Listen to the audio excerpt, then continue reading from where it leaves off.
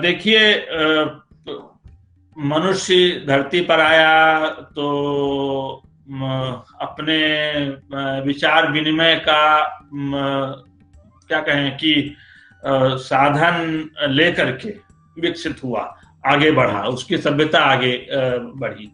बिना अभिव्यक्ति के तरीकों के ये मनुष्य जो है वो सामाजिक प्राणी हो नहीं सकता था। अभिव्यक्ति के तरीके शुरू से ही आए होंगे, जब से धरती पर मनुष्य आया होगा, जब से उसको होमो सेपियंस बना होगा, तो तब से अभिव्यक्ति के तरीके होंगे। हर प्राणी संवाद करता है, मनुष्यतर प्राणी जितने भी हैं सब संवाद करते हैं। तो लेकिन मनुष्य ने अपने को अलग कर लिया। किस लिए? भाषा के जरिए। भाषा ने मनुष्य की संस्कृति का निर्माण किया और भाषा ने मनुष्य को विचारशील प्राणी बनाया, इसीलिए उसको सोशल एनिमल हुआ। जो अरिस्टोटल कहते हैं कि वो सोशल एनिमल है, सामाजिक प्राणी है, तो वो सामाजिकता जो आई वो भाषा के जरिए आई। कभी बादशाह अकबर के मन में ये प्रश्न उठा कि भाषा बनी कैसे है, तो पूछा। वो तो उनके यहाँ तो सत्संग चलता रहता था, अकबर के यहाँ बड़े खुले दिल का बड़ा उदार बादशाह था। तो मौलवियों ने कहा कि खुदा ने बनाई है भाषा, पंडितों ने कहा कि ईश्वर ने बनाई है भाषा, जैसा जो वहां पर जितने भी धर्मों के लोग थे सबने बताया। देख लेते हैं इस बात को।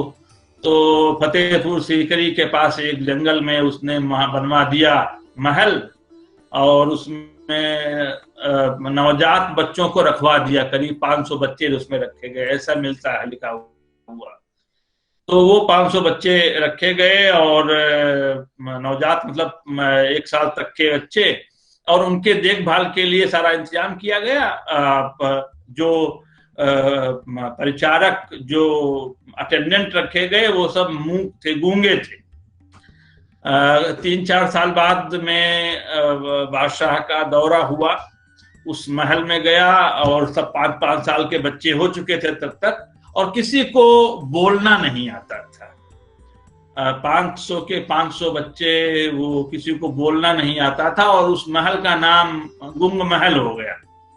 तो उससे बादशाह ने अर्थ ये निकाला कि भाषा कोई डिवाइन गिफ्ट नहीं है, कोई ईश्वरीय वरदान नहीं है, वो समाज में रहते हुए समाज से मिलती है, वो समाज की देन है। ये एक चीज तो उन्होंने साबित कर दी अनुभव से, और करके सीखे। हमारे यहाँ विज्ञान में होता था, तो वो विज्ञान की जो ये बात है वो वहां साबित होती। तो भाषा जो है वो कहें कि समाज में रहते हुए हम अर्जित करते हैं, और भाषा में हम उतना ही कहें कि स्वच्छंदता, उतने ही स्वतंत्रता ले पाते हैं जितने की हमको समाज छूट देता है।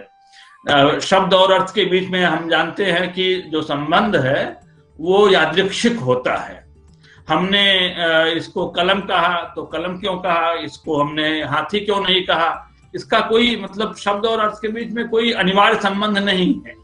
ये जो संबंध है वो आर्बिट्रेरी है, वो मान लिया गया है, एज्यूम्ड है, और वो कोई मतलब किसी ने निर्देश नहीं कहीं से जारी किया है, समाज ने अपने से तय किया है। तो शुद्ध रूप से सामाजिक संपदा है भाषा, और उसको उसी रूप में लेना चाहिए। इसलिए हमारी परंपरा में भाषा के साथ छेड़छाड़ करना बहुत बुरा माना जाता है, क्योंकि वो मतलब अपने साथ पूरी संस्कृति का वहन करती है। और अगर आपने एक शब्द का अर्थ बदल दिया तो समझिए कि उसके पिछले का जितना पूरा इतिहास है वो सब अर्थ बदलता जाएगा, और विकृति आती है, उससे परिवर्जन आता है, उससे विकार आता है। इसलिए बहुत सावधानी इसमें लोग कहते हैं कि बरतनी चाहिए। जो वैयाकरण हैं, जो व्याकरण के आचार्य हैं, वो भी इस बात को समझते हैं, वो भी समझते हैं कि वो भाषा के शास्ता नहीं है, भाषा के नियंता नहीं है, भाषा के कहें कि वो निर्माण करता नहीं, वो तो एक अनुशासन भर देते हैं जिससे कि अर्थ ग्रहण में सुविधा, इससे अधिक उनकी अपनी भूमिका नहीं समझते। इह शिष्टानुशिष्टानाम शिष्टानाम सर्वथा वाचामेव प्रसादेन लोक यात्रा प्रवर्तते। ऐसा इस परंपरा में कहा गया कि जो शब्द शास्त्री हैं, जो वैयाकरण हैं, उन्होंने जो नियम तय किए हैं वो नियम, और लोक ने जो अपने नियम तय किए हैं, लोक जो वैयाकरण के नियम से नहीं चलता लेकिन वैयाकरण के नियमों को मानता है, ये भी नहीं कि न माने, दोनों को मिला करके लोक यात्रा प्रवर्तते, लोक यात्रा चलती है। इसको ध्यान में रखिए। परंपरा में माना गया कि आधी जिम्मेदारी वैयाकरण की है और आधी जिम्मेदारी लोक की है, दोनों मिला करके भाषा में आधी छूट रहती है और आधा अनुशासन रहता है। फिर हम आगे बढ़ते हैं। देखिए, संस्कृति जो है वो मूल्यों का समुच्चय है, उसमें अच्छाई भी है, उसमें गड़बड़ी भी है। सिर्फ आदर्श ही संस्कृति नहीं है, आदर्श के अलावा जो अनादर्श है वो भी संस्कृति के में ही आती है चीज। तो जो मूल्य हैं, उन मूल्यों का निर्माण कैसे होता है, उसके स्रोत कौन कौन से हैं, उसमें क्या कहाँ पर है साहित्य, इस मतलब जो मूल्य निर्माण की प्रक्रिया है उसमें साहित्य कहाँ पर है, ये एक अहम सवाल है। भर्तृहरि ने जब वाक्यपदीयम लिखा और कहते हैं कि वो भाषा चिंतन में चूड़ांत है, एक मतलब शिखर पर है वो वाक्यपदीयम, तब तक जो है वो अर्थ कहाँ रहता है, तो अर्थ शब्द में होता है। सार्थक वर्णों में अर्थ रहता है। उन्होंने कहा नहीं, अर्थ तो होता है वाक्य में, वाक्य से ही हम अर्थ ग्रहण करते हैं, वाक्यपदीयम यही है। वाक्य जो शब्द इस्तेमाल होते हैं तो वहीं पद कहे जाते हैं, जब वाक्य में आते हैं तो पद या पदबंध। तो उनका कहना यह है कि ये जो हम बोलते हैं ये चौथा चरण है, ये चौथा फेज है जो हम व्यक्त करते हैं। उससे पहले प्रक्रिया में तीन चीजें, तीन फेज आ चुके होते हैं, परा, पश्यंती, मध्यमा। जब वो विचार अपने निहायत अमूर्त रूप में होता है तो वो परा के रूप में है। जब उसका थोड़ा थोड़ा स्पष्ट होने लगता है कि क्या बोलना है तो पश्यंती के रूप में है। जब बन जाता है तो मध्यमा है, और जब हम बोल रहे होते हैं तो बैखरी है। तो इस मतलब बनने और व्यक्त होने में ही बहुत कुछ घटित होता है। इसलिए कवियों को इस बात की बड़ी चिंता रहती है कि वो उस बात को कह पा रहे हैं जो उन्होंने सोचा है या कुछ बिगड़ गया है। ये जितने भी सचेत कवि हैं उन सब ने इस बात पर बार बार बल दिया है कि जिस तरह से हमने सोचा था वो हम कह पाए हैं या कुछ बीच में गड़बड़ी हुई है, इस प्रक्रिया में कोई गड़बड़ी हुई है। ये एक सावधानी रखते हैं। जब भी सजग कोई व्यक्ति करने वाला है तो उसके सामने ये बात आएगी, आपको दिखाई पड़ेगी। जो चीज कहें कि ध्यान देने की है, इन दिनों जिस मुद्दे पर काम कर रहा हूं मैं, हमारे यहाँ दिल्ली विश्वविद्यालय में 2005 में 2004 और 5 में इस विषय को लेकर के बड़ा मंथन हुआ। मैं भी उस टीम का हिस्सा था। यद्यपि हमारे यहाँ जो मतलब अंग्रेजी और फारसी और कन्नड़, संस्कृत और भाषा विज्ञान के बड़े आचार्यों ने मिलकर के ये विषय तय किया था, भाषा, साहित्य और संस्कृति। और फिर इस पर एक रिफ्रेशर कोर्स किया था, मल्टीडिसिप्लिनरी था, जैसे ये हमारा आज का हो रहा है उसी तरह से 2-3 कोर्स चलाए थे 2 साल के भीतर, 4-5 के भीतर। और फिर एक जिम्मा दिया था 3 लोगों को, उसमें मैं भी एक शामिल था, कि इस पर एक तैयार किया जाए टेक्स्ट बुक। तो उस दौर से गुजरते हुए साल भर में जो टेक्स्ट बुक तैयार किया, भारतीय साहित्य एक परिचय नाम से, और फिर वो भाषा, साहित्य और संस्कृति पर जो रीडिंग मटेरियल तैयार किया, तो वो उसने बहुत कुछ सिखाया, विषय की गंभीरता का भान कराया, और यह भी बताया कि इस विषय पर बोलने के लिए जिस तरह की विशेषज्ञता चाहिए वो बहुत कठिनाई से आती है। इसलिए बहुत मैं अपने को क्या कहें कि चूंकि अनुभव है इस पर कहें कि पढ़ाने का और समझने का, समझाने का, इसलिए कह पा रहा हूं। अदरवाइज ये विषय है बड़ा गंभीर, बहुत ही कहें कि रपटीला भी है, कि आप उत्साह में हैं तो कुछ ऐसा कह जाएंगे जो बाद में जिसका उत्तर देना मुश्किल होगा। इसलिए मैं बहुत मतलब इसमें सावधानी भी बरत रहा हूं। वो जो कहें कि पुराना अनुभव है उससे कहें अपने को जोड़ते हुए जो बात मैं कहना चाहता हूं यह कि हमारा जो चिंतन है वो चलता है भाषा में, और भाषा हमको जितनी छूट देती है उतनी दूर तक ही हम जा पाते हैं। हम जो मानव समाज आप देखें बिल्कुल प्रारंभिक दौर में चले जाएं, तो उसमें पाएंगे कि 3 विद्याएं, 3 अनुशासन, विषय कह लें आज के जमाने के अनुसार, तो 3 विद्याएं बहुत प्रारंभिक हैं मानव समाज की।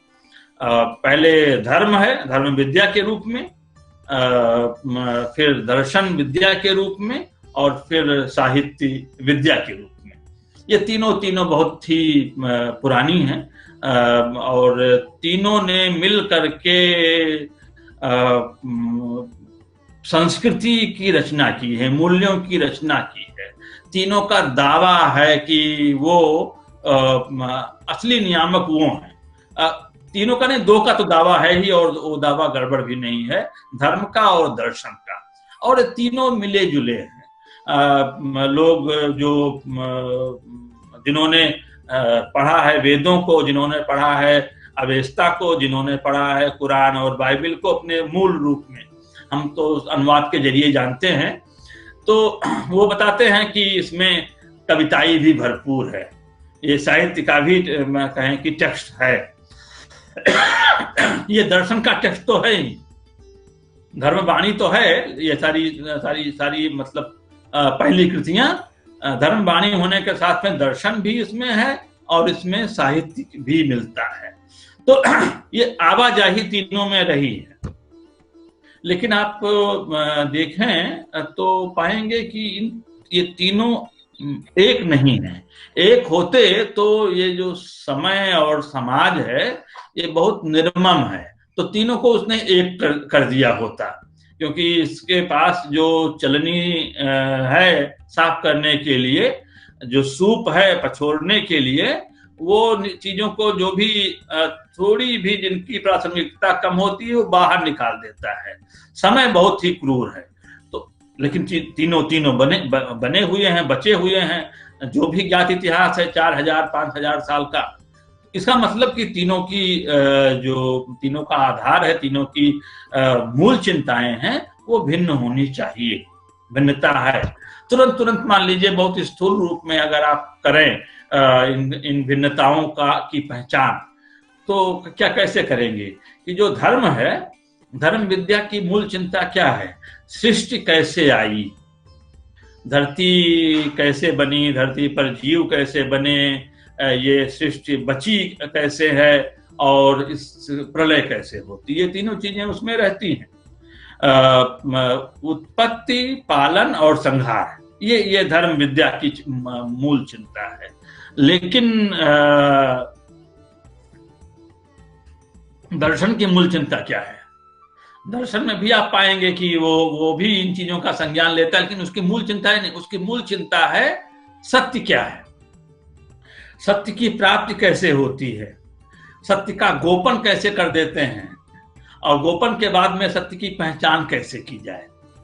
तो जो जो जो जो ट्रुथ है, जो सत्य है, उसको पहचानने का जिम्मा, उसको पहचानने की चिंता ये दर्शन शास्त्र की है, दर्शन विद्या की है।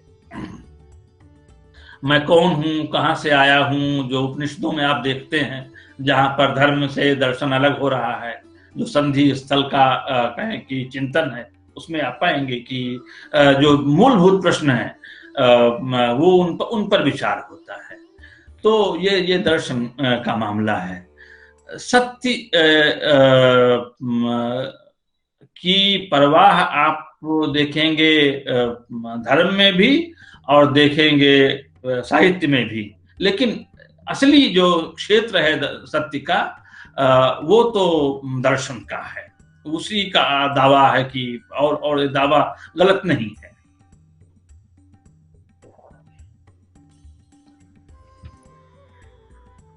अब बात आती है साहित्य की। तो साहित्य की मूल चिंता क्या है? मुझे ऐसा लगता है कि साहित्य की मूल चिंता न्याय की है। तो न्याय वैशेषिक वाला न्याय है, कपिल मुनि वाला, क्या कहें, गौतम वाला, जो कपिल कणाद वाला सांख्य वैशेषिक है, लेकिन न्याय जो दर्शन 6 दर्शनों की शाखा है वो वाला न्याय नहीं। वो तो वहां से तो सहायता लेता है, लेकिन जो साहित्य का न्याय है वो इससे भिन्न है, दर्शन वाले न्याय से भिन्न है। तो न्याय की चिंता साहित्य की मूल चिंता है। जितने भी आप देखेंगे जो साहित्य की यात्रा में आते रहे हैं रचनाकार, और जो भी रचनाकार हमारे सामने बचे हुए हैं, बने हुए हैं, एक वक्त में बहुत से रचनाकार होते हैं, लेकिन हम भुला देते हैं। याद उनको रखते हैं जिन्होंने न्याय के सवाल को एड्रेस किया हो, पहले जिनको हम आदि कवि कहते हैं, जहां से साहित्य या काव्य की शुरुआत होती है। वाल्मीकि का वो जो श्लोक फूटा, वो किससे फूटा? मानिषात् प्रतिष्ठाम तम गमा शाश्वती समा, ये जो पहला श्लोक आया, कहां से आया? कि क्रौंच जोड़े में से जो नर क्रौंच को मार दिया बधिक ने, शिकारी ने, और उसको देख करके, वो अन्याय होता हुआ देख करके, जो कहें कि 3 चीजें हैं इसमें उद्भूत होती हैं, अचानक प्रतिक्रिया होती है, जिसको हम भरत मुनि कहते हैं कि स्थायी भाव हमारे मन में रहते ही रहते हैं पहले से, और समय पाकर के उद्बुद्ध हो जाते हैं। तो एक तो क्षोभ है, गुस्सा आया। क्षोभ में गुस्सा तो है ही, लेकिन असहायता का भाव भी है कि शिकारी का कुछ नहीं कर सकते वाल्मीकि, अब इसको चोट लग गई है, इसको जीवन नहीं दे सकते, जो क्रौंच में से एक मर गया है। तो ये गुस्सा जो है निरुपायता के साथ होता है, तो ये क्षोभ, इसीलिए इसको कहा गया क्षोभ है। और साथ में करुणा है। करुणा किसके प्रति? अब जो बची हुई है क्रौंची, जो मादा पक्षी बची हुई, उसके प्रति करुणा। तो क्षोभ और करुणा। और तीसरी चीज जो विशिष्ट कहन शैली है, जो जिसमें साहित्य व्यक्त होता है, क्योंकि ये बात किसी भी तरह से बोली जा सकती थी कि ये अच्छा नहीं हुआ, तुमने मार दिया, लेकिन जब अनुष्टुप में कहा, खास छंद में कहा, एक खास तरीके से कहा, लय और छंद से युक्त बात कही, तो वो साहित्य हुआ। तो 3 चीज, जो शैली है, कहने की जो शैली है, जो तरीका है, जो वचन वक्रता है, एक तो यह, दूसरा जो क्षोभ है, और तीसरा करुणा। ये 3 चीजें मिलकर के फिर उस कहें कि अन्याय के प्रति एक विशिष्ट प्रतिक्रिया को जन्म देती है। और जिसको काव्य कहा गया, मूल वही चीज है। जितने महाकाव्यों को देखिएगा तो उसके मूल में उत्तरामचरितम बौद्धिक का क्यों महत्वपूर्ण है, क्यों उसको पढ़ते हुए आप विचलित हो जाते हैं, तो उसको बार बार आप उससे मतलब गुजर करके अपने को करते हैं प्रक्षालित, अपने को साफ करते हैं, जिसको क्या कहा मतलब विवेचन का सिद्धांत कहा गया, वो इसलिए कि न्याय का सवाल उठाया गया है। सीता के साथ जो अन्याय हुआ है भवभूति उससे क्षुब्ध है और वो उस प्रश्न को लेते हैं, उठाते हैं। आप देखिए कि संस्कृति का जो रूप होता है उसके साथ इंटरेक्ट करता है साहित्यकार कवि। अब ये जो इंटरेक्शन में वो कहीं पर संतुष्ट है, थोड़ा बहुत कहीं पर असंतुष्ट है, असंतोष ज्यादा बड़ा होता है। कवि बनता उसी चीज से है कि अगर वो व्यवस्था से संतुष्ट है, अगर व्यवस्था उसको लगती है जो जो जो गिवन सिस्टम है, जो व्यवस्था उसको प्रदत्त है, अगर उसके साथ वो क्या कहे कि उसमें कोई कमी नहीं देखता तो कविता फूटती भी नहीं है। जब जहां पर देखता है कि यहाँ पर गैप है, यहाँ पर गड़बड़ी है, तो वहां वो उन चीजों को एड्रेस करता है, वहीं से कविता निकलती है। अब देखें कि जो साहित्यकारों ने बनाया यूटोपिया, यूटोपिया की शुरुआत तो मतलब प्लेटो ने की, जो उसने आदर्श राज्य का यूटोपिया दिया, लेकिन असली इलाका जो यूटोपिया कोई भी कर सकता है कि मतलब जरूरी नहीं है कि साहित्य वाले, लेकिन साहित्य में यूटोपिया बार बार आता इसीलिए है कि संस्कृति के एक ढांचे से कवि लेखक वो असंतुष्ट है और दूसरा बनाना चाहता है। बताते हैं कि वैदिक ये कथन है, पश्य देवस्य काव्यम न ममार न जीरयत। देवता की कविता देखिए, देव काव्य देखिए, जो ना मरता है और ना जीर्ण होता है। ये जो मानव समाज है, लोग पैदा होते हैं, लोग मरते रहते हैं, हमेशा नवीन बना रहता है। उन्होंने कहा यही काव्य है, ये देव काव्य है। लेकिन जो मनुष्य कविता बनाता है वो इन नियमों से ऊपर की होती है, जो प्राकृतिक नियम हैं उनसे ऊपर की व्यवस्था होती है। और उस वो व्यवस्था संभव है कि नहीं है, इस पर हम नहीं जाएंगे, लेकिन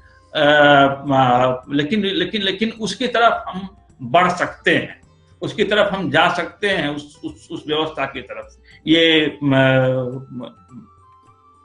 ये जो मतलब जस्ट सोसाइटी है, न्यायपूर्ण समाज है, इसी का नाम यूटोपिया है। न्यायपूर्ण समाज का नाम यूटोपिया है। सबसे पुराना यूटोपिया हमारे साहित्य में, हिंदी साहित्य में, संस्कृत में उस तरह से यूटोपिया की बात नहीं है। बना होगा, लेकिन मैं तो चूंकि हिंदी का अध्यापक हूं तो मैं हिंदी की बात कर। सबसे पुराना यूटोपिया हिंदी में वो बेगमपुर का है। 3-4 इसके रूप मिलते हैं। ये वाला जो उनका छंद है, पद है, और लेकिन जो मानते हैं कि जो प्रामाणिक है वो गुरु ग्रंथ साहिब का है, जो संकलित हो गया उसको प्रामाणिक मान लिया गया। और मुझे लगता है कि चूंकि उसमें बदलाव हुआ नहीं तो उसको ये जो मतलब विद्वान तय किया वो ठीक ही तय किया। तो ये जो यूटोपिया है, यूटोपिया वही है कि जस्ट सोसाइटी हो सकता है, जहां भूख नहीं है, जहां कमी नहीं है, दरिद्रता नहीं है, वगैरह जो जितनी भी चीजें हैं। और उसके बाद में फिर अमरपुर आता है कबीर का। फिर इस मामले में जिसकी बहुत चर्चा होती है वो तुलसीदास का राम राज्य है। लेकिन राम राज्य वाले में इस चीज का ध्यान रखना चाहिए कि राम राज्य का मामला तो पहले आ चुका है, वो वाल्मीकि के जमाने में ही आ चुका है राम राज्य। तो तुलसी उसमें जाते तो हैं लेकिन अपना ढर्रा अलग बनाते हैं, उस समय का जो समाज है उसके अनुसार बनाते हैं, उनकी अपनी जो चिंताएं हैं उसके अनुसार बनाते हैं। न्याय की अवधारणा जिस तरह से उनकी कवि की होगी, उसका उसका यूटोपिया उसी तरह से होगा। एक बात उसमें आती है कि राजघाट सब विधि सुंदर वर, मज्जहि तहां बरन चारिउ नर। ये जो राजघाट है, जो जो जो जो सरकारी जगहें हैं, वहां पर चारों वर्णों के लोग, सभी वर्णों के लोग जा सकते हैं। सरकारी क्षेत्र की परिकल्पना इसीलिए की गई है, जो जो जो बादशाही इलाका है, जो सरकारी इलाका है, जो सार्वजनिक इलाका है, वो सबके लिए खुला हुआ है। वहां सभी लोग, जो भी राजघाट है वहां पर अयोध्या का, वहां पर चारों वर्णों के लोग जाते हैं और नहाते हैं और उसका इस्तेमाल करते हैं। प्राइवेट घाटों पर तो नहीं जा सकते, लेकिन जो मतलब राजघाट है, जो सरकारी है, जो शाही है, वहां पर सबकी, ये उनकी अपनी अवधारणा है न्याय की, कि आप कहाँ तक पहुंच सकेंगे। न्याय का मतलब ये होता है, वो असल में सामाजिक न्याय के रूप में इसको समझना चाहिए। सामाजिक न्याय का मतलब कि जो भी जीवन जीने के स्रोत हैं, साधन हैं, संसाधन हैं, उन तक सबकी पहुंच, सबका सबकी एक्सेसिबिलिटी, हवा, पानी, जमीन, खेत, अनाज, सबकी वहां तक पहुंच होनी चाहिए। अगर ये पहुंच है तो मतलब न्याय समझिए कि चाक चौबंद है, न्याय बचा हुआ है, न्याय पूर्ण समाज है। और अगर इस पर कुछ लोगों का कब्जा है तो वो फिर न्यायपूर्ण समाज नहीं रह जाता। तो ये जितने भी साहित्यिक आंदोलन होते हैं, उन आंदोलनों के पीछे भी ये चीज रहती है, ये न्याय का सवाल रहता है, न्याय का सवाल केंद्रीय होता है। किसी छंद के लिए कोई आंदोलन नहीं होता कि अब हमको वर्णिक की जगह मात्रिक लाना है, किसी कहें कि काव्य रूप के लिए आंदोलन नहीं होता। आंदोलन तो जिन मुद्दों के लिए है, सामाजिक आंदोलन की बात कर रहा हूँ, आंदोलन के साथ जो एक मतलब जुड़ी हुई है, जो सकारात्मकता जुड़ी हुई है, वो यही है कि वो न्याय के लिए होता है।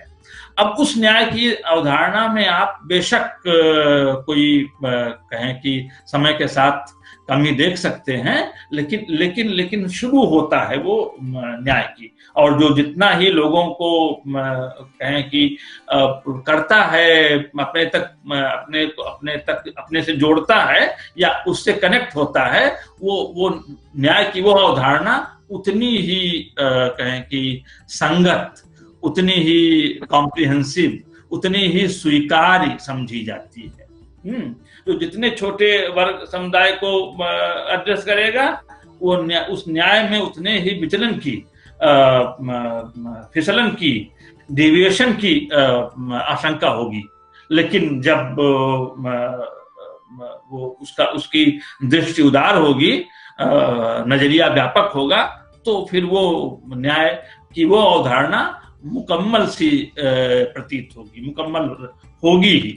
अपनी व्यापकता के कारण से ऐसा होता है कि सबके लिए उस न्याय में सबके लिए जगह होनी चाहिए है। जो चीज आती है इसमें, हमारे यहाँ जो आज के कोर्स में जो विषय दिया गया, विषय में पहले शब्द है भाषाएं। भाषाएं, साहित्य और सांस्कृतिक अध्ययन। ये जब जैसे ही हम भाषाएं कहते हैं, ये भी सवाल न्याय के साथ जुड़ा हुआ है। हम जानते हैं कि पिछले 100 सालों, 150 सालों में बहुत से लोगों की जिंदगियां ले ली हैं भाषा ने। भाषा के मतलब को सीखने में, भाषा को बरतने में कितने लोगों के समय जाया हुआ है, ये एक मतलब जानी हुई सी बात है। मेरा इशारा औपनिवेशिक कहें दौर के बाद में अंग्रेजी के वर्चस्व का है। भाषा के रूप में अंग्रेजी बिल्कुल ठीक है, लेकिन जब वर्चस्व का साधन बन जाए तो उससे दिक्कत हो सकती है, दिक्कत होती है। बहुत सारी ऊर्जा उसमें गई है। और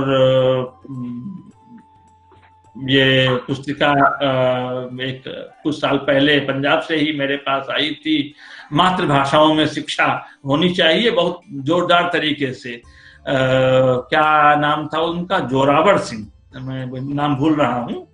वो बहुत सलीके से ये जो भाषाएं हैं, भाषा नहीं भाषाएं, ये टिपिकल ठेठ भारतीय मामला है।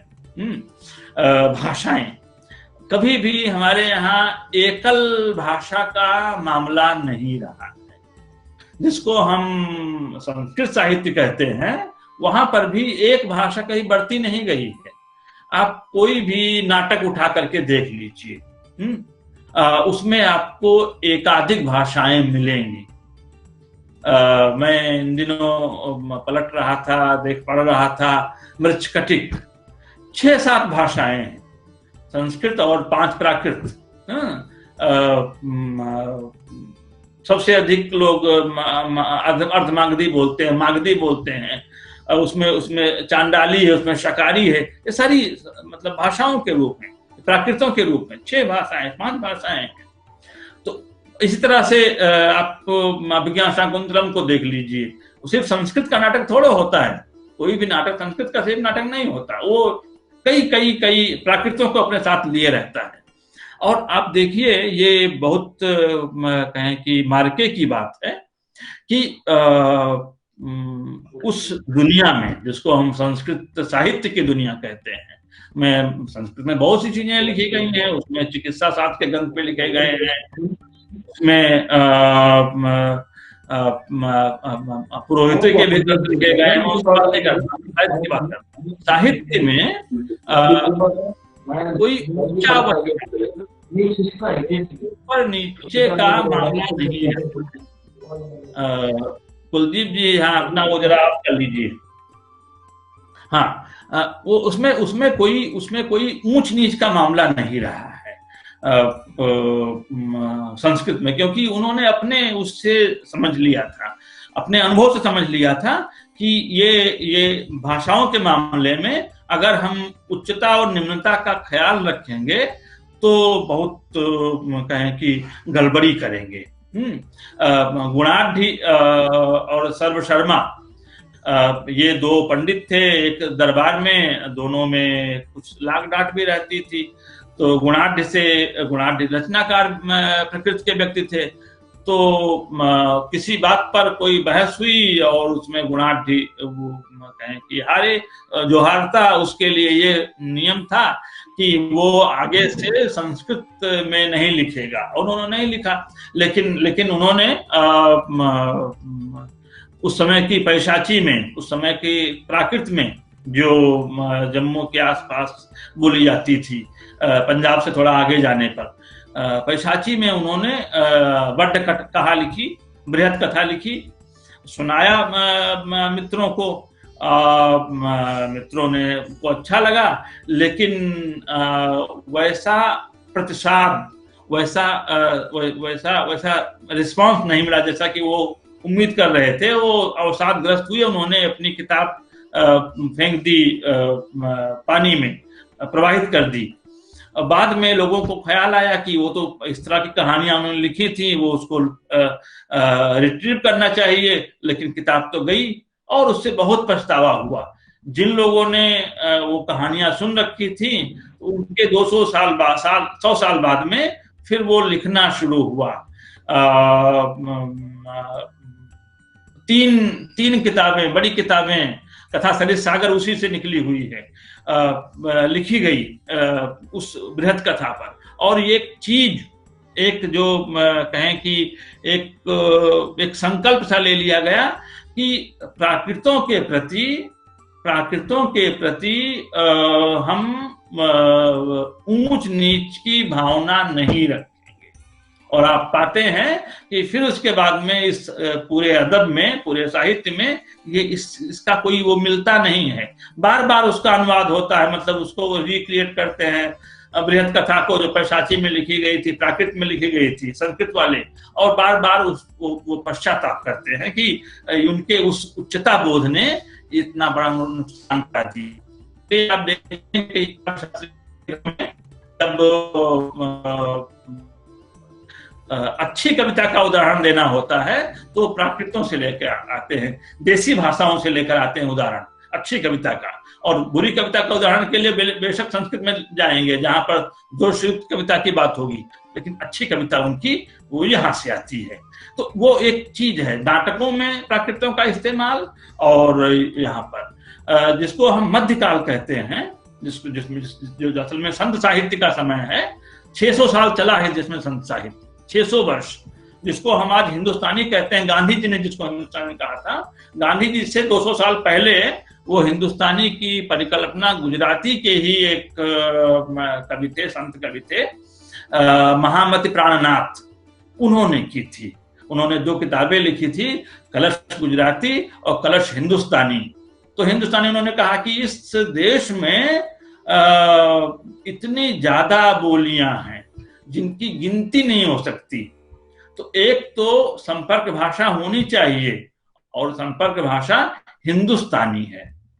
ठीक है, ये गांधी जी से बहुत पहले एक संत, गुजरात का ही एक संत ये बात बता रहा है, और उस बात को गांधी जी ने लिया हिंदुस्तानी, जिसमें सब तरह की कहें कि भाषाओं के शब्द मिले हुए होते हैं, वो उसका नाम हिंदुस्तानी है। तो जो नई संस्कृति बनी, जिसको हम मुश्तरका तहजीब कहते हैं, जिसको हम मिली जुली संस्कृति कहते हैं, उसमें भाषा केंद्रीय है।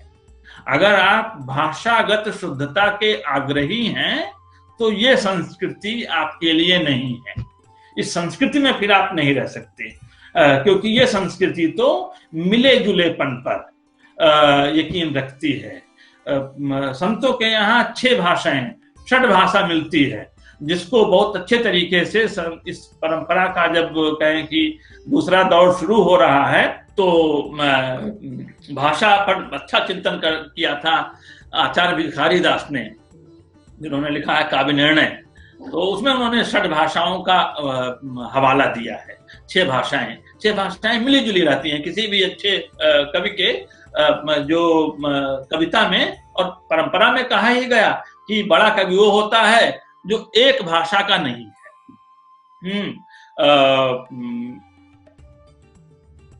वो एक कथन है जो चलता है कवियों के बीच में और विद्वानों के बीच में कि तुलसी गंग दुओ कवि क्या है कि जिनके काव्यन में मिली भाषा विविध प्रकार। ये दोनों ही कवियन के सरदार, ये दोनों कवियों के सरदार हैं। क्यों हैं सरदार? क्योंकि इनके कविता में तरह तरह की भाषाएं मिलती हैं, जिनके काव्यन में मिली। अगर आपको कवियों में भी सिरमौर होना है तो आप तमाम तरह की भाषाओं के शब्द, तमाम तरह की भाषाओं में आपकी आवाजाही होनी चाहिए। भाषागत शुद्धता की परवाह न करना असल में इस संस्कृति का, जिसको हमने मुश्तरका कहा, जिसको हमने गंगा जमुनी कल्चर कहा, उसका मामला होता है उसमें। और ये बनाया 600 साल लगे रहे, तब जाकर के ये संस्कृति बनी जिसको हम हिंदुस्तानी संस्कृति कहते हैं। तुकाराम बहुत बड़ा कवि, जिस भाव से मराठी में लिखते हैं उसी भाव से वो हिंदी का भी उनको मालूम है। उन्होंने तो तारीफ की है भूषण की, जो शिवाजी के दरबार में थे कवि के रूप में, उनका उल्लेख किया है। तो जितने भी मराठी संतों को देख लीजिए, हमारे कहें कि आचार्यों को देखिए जो भक्ति के आचार्य हैं। वल्लभाचार्य तो उनकी मातृभाषा तो तेलुगु थी, लेकिन उनकी चिंतन की भाषा और लेखन की भाषा संस्कृत थी, और उनके जीवन की भाषा वो ब्रज थी। ब्रज में उनका सारा काम हुआ, सारा प्रसार हुआ। और उन्होंने इस बात को रेखांकित भी किया कि जो ऑफिशियल कार्रवाइयां होंगी हमारे यहाँ, क्योंकि वो एक बड़े संप्रदाय के मालिक भी थे, संस्थापक थे, जिसको हम पुष्य मार्ग के नाम से जानते हैं, तो वो एक भाषा के बारे में एक स्टैंड लेना पड़ता है आपको। चैतन्य महाप्रभु घर की भाषा बांग्ला है, सोचने की भाषा, बोलने की भाषा संस्कृत है, लिखा कम उन्होंने संस्कृत में, लेकिन जनता से जब संवाद करते हैं तो वहां पर भी ब्रज भाषा है। ब्रज भाषा यहाँ से लेकर के गए असम के जो हैं महाकवि शंकरदेव, माधवदेव, और वहां पर ब्रजबुली का हुआ, हिंदुस्तानी ब्रज भाषा और असमिया मिल करके इस तरह का जो पूरा इस पूरे महादेश की संस्कृति बनी, जिसको हम भारत के नाम से जानते हैं, उसमें इसलिए जैसे ही आप संस्कृति का अध्ययन करने बैठते हैं, भाषा उसका कोर कहें कि कंसर्न हो जाता है, उसकी कहें कि उसका अनिवार्य पक्ष रहता है।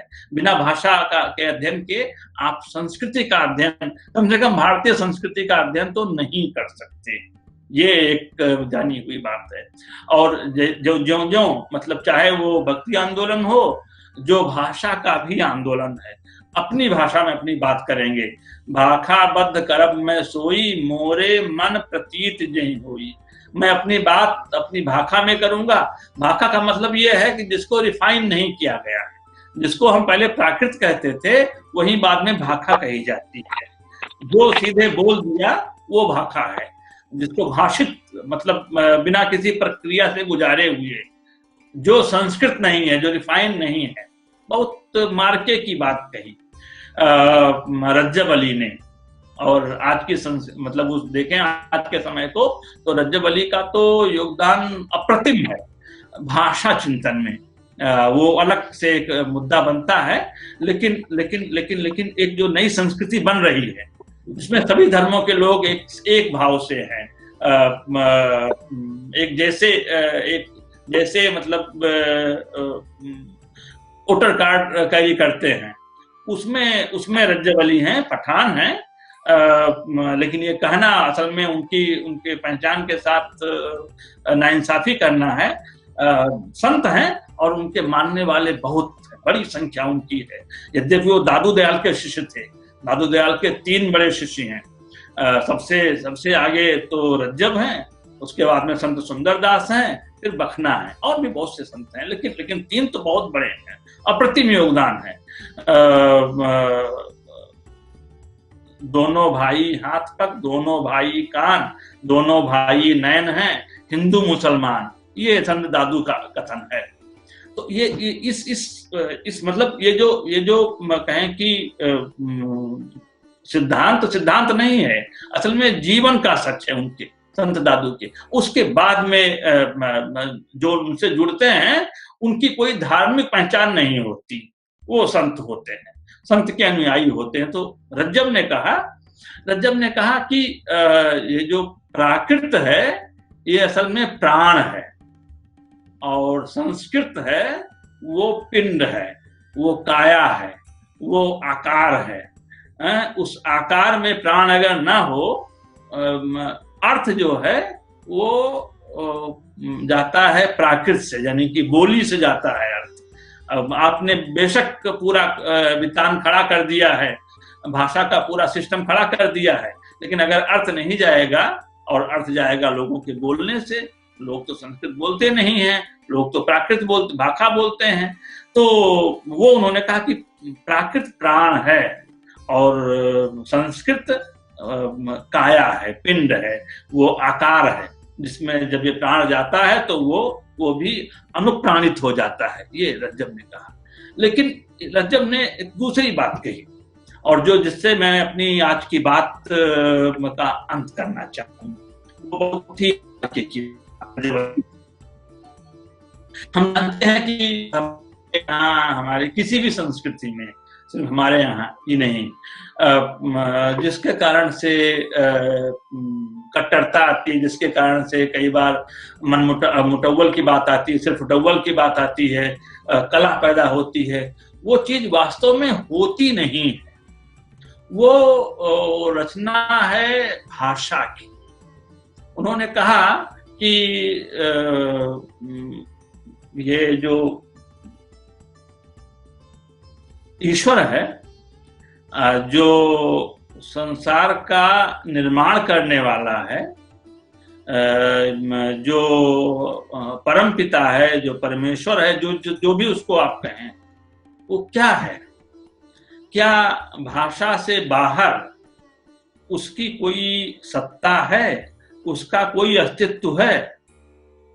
उनका दोहा है और उस दोहे को बार बार पढ़ने का मन करता है। सृजन हारे जगत के, बड़ा क्या कहे कि क्रांतिकारी दोहा है। सृजन हारे जगत के सदा सुशब्दो मान, रज्जब गुरु गोविंद जीव, बचनो बाहिर नाहि। जिसको हम संसार का निर्माण करता कहते हैं, सृजन हारे जगत के सदा सुशब्दों मान। वो कहाँ रहता है? वो शब्दों में रहता है, वो भाषा में रहता है, वो वचन में रहता है। वचन से बाहर, भाषा से बाहर वो है का नहीं है। तो तीन चीजें उन्होंने कहा, तीन चीजें। रज्जब कहते हैं गुरु गोविंद जीव। एक तो गुरु यानी कि जो ज्ञान है, ज्ञान की सत्ता, ज्ञान का अस्तित्व भी भाषा में ही है। गोविंद यानी कि वो परम पिता, वो ईश्वर का अस्तित्व भी भाषा में ही है, भाषा में ही उसकी परिकल्पना हुई। और जीव यानी कि जो प्राण है, जो आत्मा, आत्मा भी कहीं मतलब उसकी कोई सत्ता अलग से नहीं है। आत्मा का पूरा विधान, आत्मा की पूरी, आत्म कहें, आत्मा कहें या प्राण कहें, बातें की है। एक मतलब मैं सिनोनिम में इसका इस्तेमाल कर रहा हूं। ये तीनों चीजें, गुरु यानी कि ज्ञान, आत्म या आत्मा और परम तत्व, ये तीनों के ही सत्ता भाषा से बाहर नहीं होती है। रज्जब गुरु गोविंद जीव, बचनो बाहिर ना। भाषा से बाहर ये नहीं है। ये भाषा की, जिसको हम संस्कृति कहते हैं, जिसके निर्माण में इन अवधारणाओं का बड़ा योगदान है। ईश्वर यानी कि पूरा जो धर्म तंत्र है, फिर उसके साथ में आत्मा तो परमात्मा है, परमात्मा आत्मा दोनों का कोई भौतिक अस्तित्व नहीं है। इनका जो अस्तित्व है भाषाई है। और उसी तरह से ज्ञान का मामला है, ज्ञान का अस्तित्व भी भाषाई है। तो अगर आप इसको समझ लेंगे तो ये बहुत सारी कहें कि गुत्थियों से ऐसे ही पार पा जाएंगे कि ये जो चीजें हैं, ये चूंकि भाषा की निर्मितियां हैं, भाषा के कंस्ट्रक्शंस हैं, इसलिए भाषा में रह करके ही आप इनसे कहें कि इनको समझ सकते हैं और चाहें तो इनसे छुटकारा पा सकते हैं, इसके बगैर नहीं। ये एक बड़ा योगदान दिया उन्होंने। जो भाषा चिंतन है वो असल में संस्कृति चिंतन है, और जो संस्कृति चिंतन है उसी से साहित्य की निर्मित है। और उसी को जो मैंने कहा कि जिसके मूल में न्याय और अन्याय का बोध है। फिलहाल मेरी बात यहीं पर खत्म होती है, और प्रश्न है, संवाद है, टिप्पणी है तो उसका स्वागत है। बहुत बहुत शुक्रिया।